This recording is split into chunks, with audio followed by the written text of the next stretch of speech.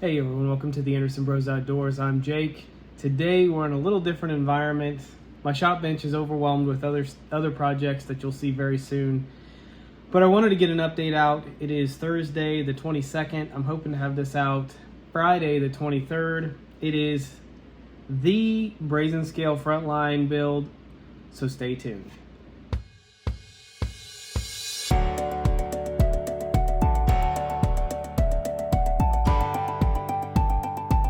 Hey everyone, welcome back. As I said, my name is Jake, and today we're going over this Brazin scale Frontline build.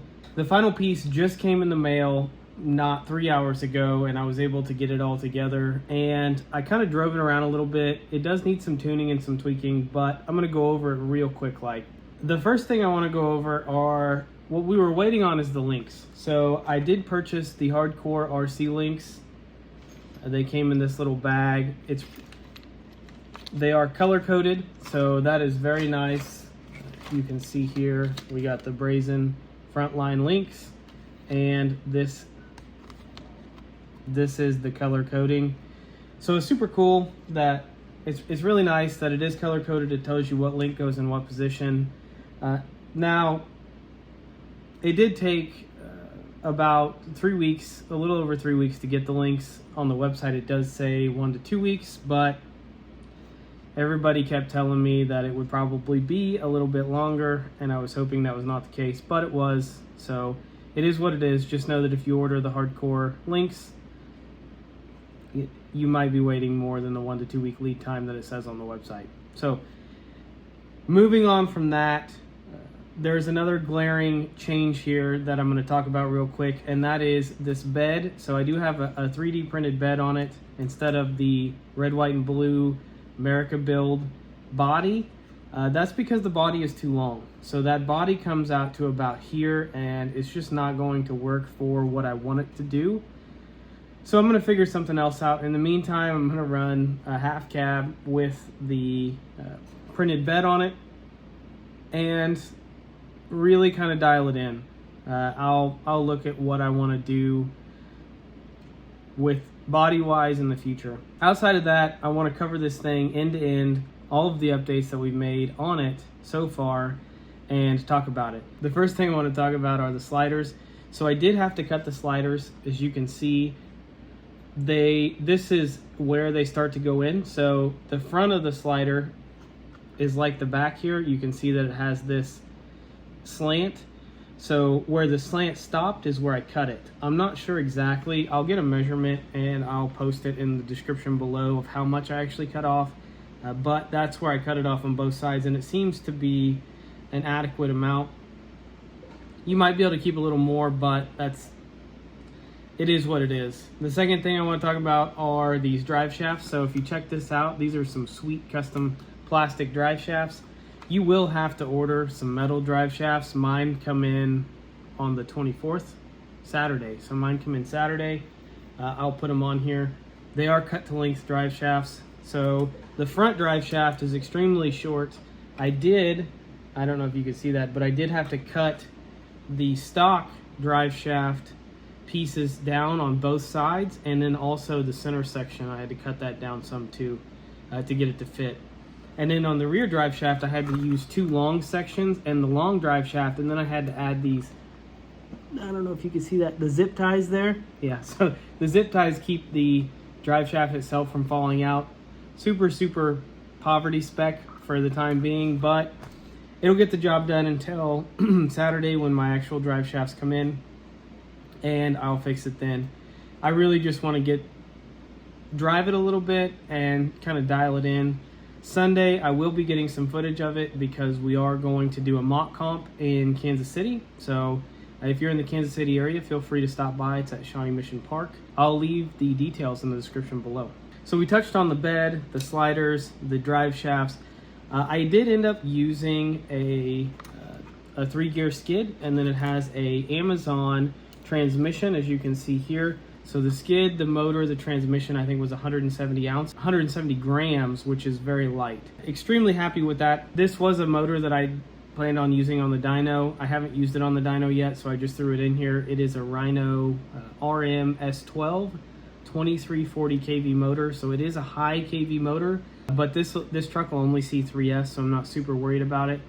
And it is geared really low, so it doesn't actually, like, when it's not in sign mode, it's still crawling, so it's not a huge deal, which is why I put this motor in. I did have the Three Brothers 1500 kV motor in it, but it was too slow.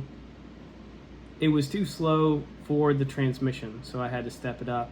I couldn't actually change the pinion because the pinion is a one size, so you actually have to change the kV of the motor. Speaking with electronics, we are running a NSDRC 500B. It's essentially their $65 budget servo. The reason we're running this servo and not a half-size servo for the weight is that this servo weighed in at 74 grams and the half-size 650 weighed in at 70. So I'll take the extra 4 grams. I wanted a direct power servo and a direct power winch. The winch, by the way, weighs 70 grams as well with the spool and the line on the spool. So 140 grams between the two, and then sitting between them is a Rhino 40 amp ESC. So I will be running the motor with that.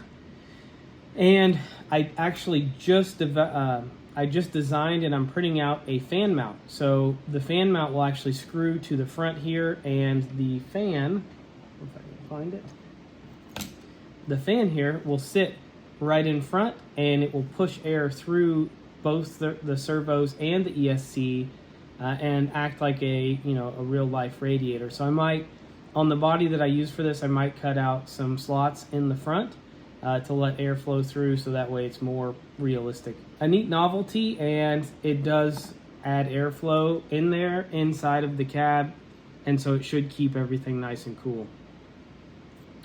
Outside of that, we have some 90mm Desert Lizards in the front. For shocks, we're using a aluminum F10 portal that I already had. As you can see, it's used. We have the big brass on the portal, and I don't think that there is much else to tell there. In terms of the rear, we're using the rear aluminum housing F10. It's used as well. We're using the big brass, or I guess the only brass, for the rear there. And then the rear shocks, we're gonna be Traxxas 2660s, but I used my last set on something else, and I had these SCX10 Pro shocks in my shock surplus, if you will. So I pulled those out, I cleaned them up, I put some 80 weight oil in them, and I put these Mini T medium springs on them, and I think that they'll work. There shouldn't be any issues with it. So I did run the truck for like 5 to 10 minutes, and it's fantastic. The amount of clearance that this truck has, I mean, you can see there are a couple of scrapes on the skid already from me using it. The sliders were used. I tried not to use as much stuff as I could out of the carbon kit that I was using for a donor kit. So, it is what it is. I am really, really happy with how it's performed so far. Of course, there's going to be some things that I'm going to tune and tweak as I continue to get drive time on it.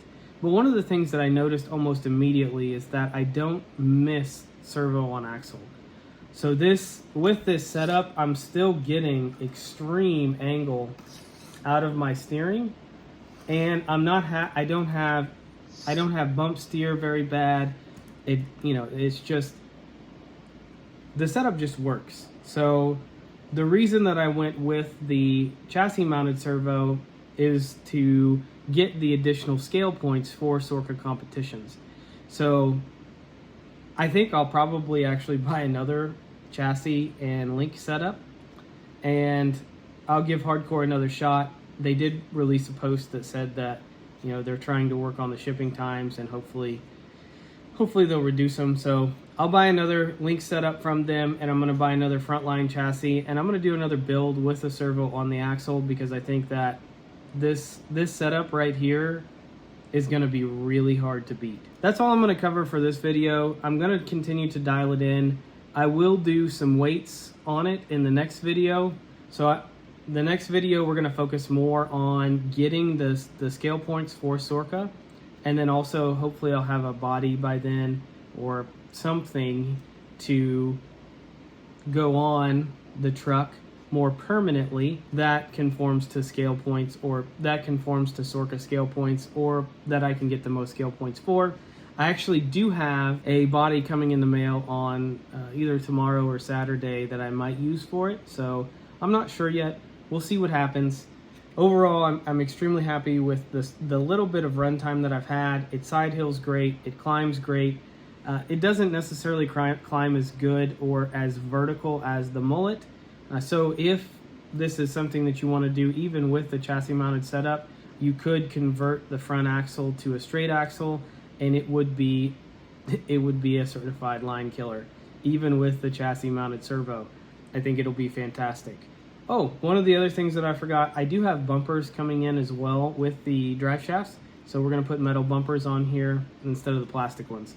The metal bumpers are actually obviously more scale points, so we'll get those, and then the front bumper will come with a fair lead for the winch, and so yeah, we'll be able to use it. So with that being said, I'm going to cut the video. I appreciate everyone making it this far. Feel free to like the video, subscribe to the channel.